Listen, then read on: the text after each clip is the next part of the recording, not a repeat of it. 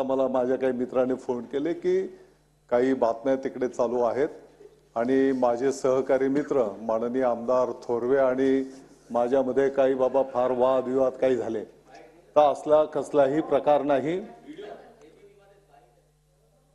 आता ऐकून घ्या आता मध्ये बोलू नका। माननीय थोरवेजी हे माझ्या सहकारी मित्र आहेत, आमच्या पक्षाचे सन्माननीय आमदार आहेत आणि असा कुठलाही प्रकार या ठिकाणी झालेला नाही। या गोष्टीचं मी या ठिकाणी खंडन करतो। आणि राहिला विषय तर आपल्याला काय सीसीटीव्ही वगैरे आव्हाड साहेब, आपल्याला काय सीसीटीव्ही काय काय पाहिजे आहेत ना, तर ते पाहायला काही हरकत नाही।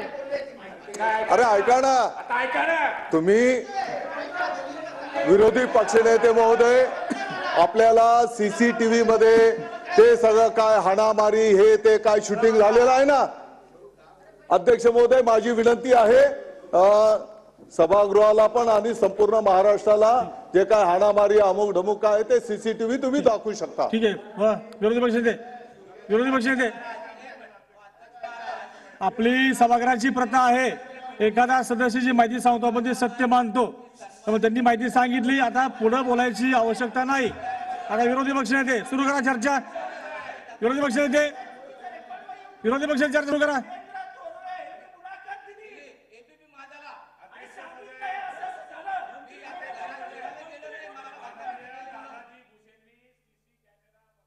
हे सांगितल्यावर आता यांची बोलायची गरज नाही, बाकी विषय राहिलेला नाही। आता बाकी विषय राहिला नाही। मंत्री महोदयांनी माहिती सांगितली, आता त्यांनी असे सांगितले, पण सीसीटीव्ही चेक करायला सांगितले असं, त्यामुळे आता थांबवा चर्चा। चला सुरू। विरोधी पक्षनेते नाही, अध्यक्ष महोदय बोला। या ठिकाणी बोला या विरोधकाच्या प्रस्तावावर चर्चा होत असताना जे हे राज्य मी सांगितलं की महेंद्र थोरवे अध्यक्ष महोदय झालेल्या घटनेच्या संदर्भात शांत आज जाऊन चॅनल पुढे जाऊन बोलले। ते काय बोलले?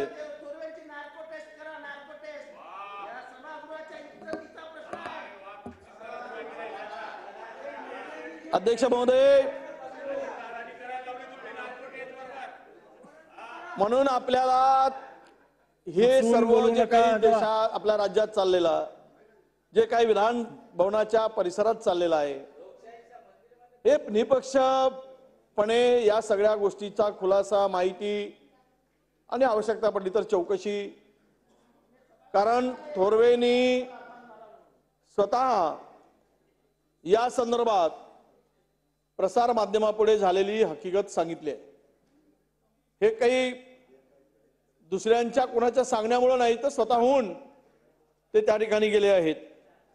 अध्यक्ष महोदय, अशा गंभीर घटना जर महाराष्ट्रात होत असतील आणि तेही या पवित्र मंदिराच्या परिसरात होत असतील, तर महाराष्ट्राचं किती दुर्दैव आहे हेही आपण या ठिकाणी नमूद करण्याची आवश्यकता आहे। अध्यक्ष महोदय, मी सांगत होतो आपल्याला की अभिषेक घोसाळकर यांची हत्या झाली, या कटात कोण आहेत?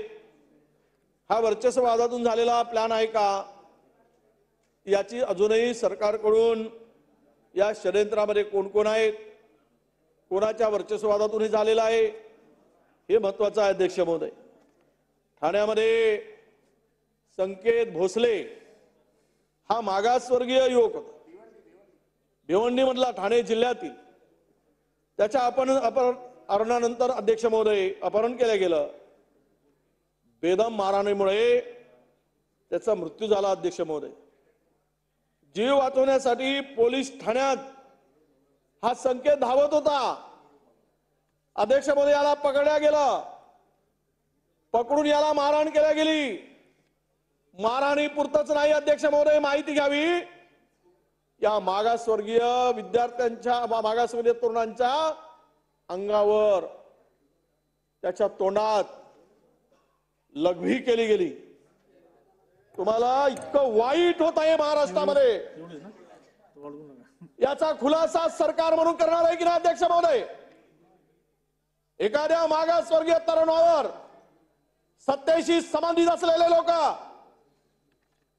मारहाण करतात, जीव घेतात आणि त्यांच्या घाणेरडा त्यांच्या बरोबर प्रकार केला जातो। हे अध्यक्ष महोदय, या संदर्भात खर तर पोलिसांनी ही घटना आपल्या परिसरात घडलेल्या नसल्याचे पहिल्यांदा पोलिसांनी सांगून टाकलं, हे आमच्या परिसरातच घडली नाही। अध्यक्ष महोदय, पोलिसांनी जर वेळेच कारवाई केली असती तर आज संकेतचा जीव वाचू शकला असता। अध्यक्ष महोदय, त्याला संरक्षण देण्यामध्ये, कारवाई करण्यामध्ये तो पोलीस स्टेशन मधून पळत होता तरी त्याला सांगितलं गेलं तू आमच्या परिसरामध्ये झाली नाही घटना, त्याला प्रोटेक्शन दिलं गेलं नाही।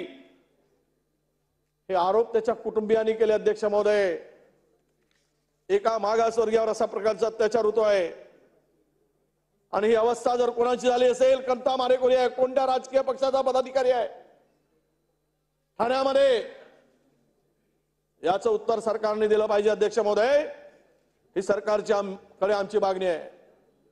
नागपूर तर आता हत्या करण्याचं एक सत्र थांबत नाही। गेल्या 20 दिवसामध्ये 13 खून नागपुरामध्ये झाले। अध्यक्ष महोदय, 13 खून, आणि यामध्ये एक प्रेस फोटोग्राफर होता। अध्यक्ष महोदय, त्याची हत्या झाली। मला प्रश्न विचारायचा आहे सरकारला